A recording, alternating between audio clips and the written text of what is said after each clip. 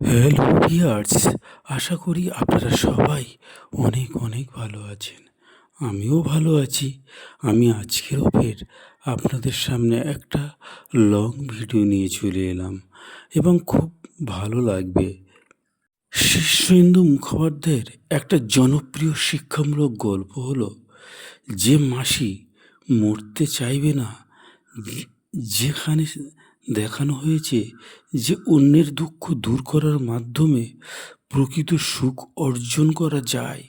গল্পটা একটা ছোট্ট শিক্ষামূলক উপাখ্যান যা আমাদের শেখায় যে অন্যের ভালো করার মাধ্যমে প্রাকৃতিক আনন্দ এবং নিহিত। এক গ্রামে ছিল এক গরিব কিন্তু দয়ালু দম্পতি। তাদের ঘর ছিল ছোট্ট, কিন্তু তাদের মন ছিল অনেক বড়। একদিন তারা একটা ছোট্ট আহত পাখির দেখতে পায়। তারা খুব যত্ন করে পাখিটার সেবা করে। পাখিটা সুস্থ হয়ে উঠলেও তারা তাকে আকাশে উড়িয়ে দেয়। তখন থেকেই তাদের জীবনের আশেপাশে পরিবর্তন। তারা বুঝতে পারে যে অন্যের জন্য কিছু করলে নিজের জীবনে অনেক সুখ আসে।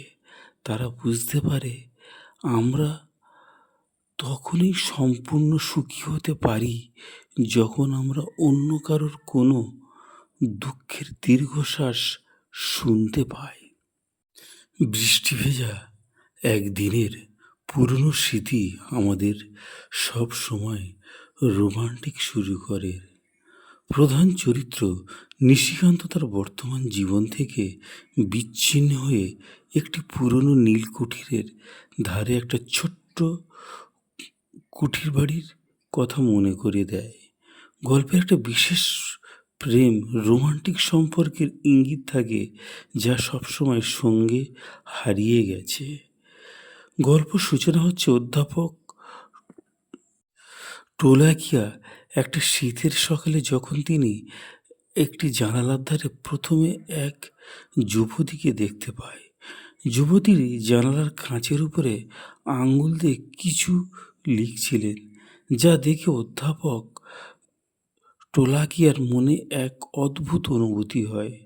গল্পে দেখা যায় এই প্রথম দেখে থাকি যে এই গভীর ভালোবাসার অনুভূতি সূচনা হয়। গল্পটি মূলত সেই অনুভূতি এবং ভালোবাসার প্রথম মুহূর্ত বর্ণনা দেয়। যাই হোক, আমি আর বেশি কিছু গল্প আয়ত্তর মধ্যে আনতে পারিনি। আমি জঙ্গলের পথে আবার হেঁটে চলেছি, দেখতেই পাচ্ছ। এখন কিন্তু খুব ভয়, সাপ খোপ, জঙ্গলের মধ্যে থেকে বিভিন্ন জন্তু জানোয়ার এখন বার হয়ে আসছে। বিশেষ করে বিষধর প্রচুর সাপ বার হয়ে আসছে। যাই হোক, খুব ভয় লাগছে, কিন্তু এই রাস্তা ছাড়া আমার কোনো গতিও নেই। এই রাস্তার উপর দিয়ে আমি হেঁটে যাচ্ছি আর প্রাকৃতিক দৃশ্যটা তোমাদের দেখিয়ে যাচ্ছি। দেখো, খুব ভালো লাগবে। খুব সুন্দর একটা ভিডিও। সবাই ভালো থাকবেন, সুস্থ থাকবেন।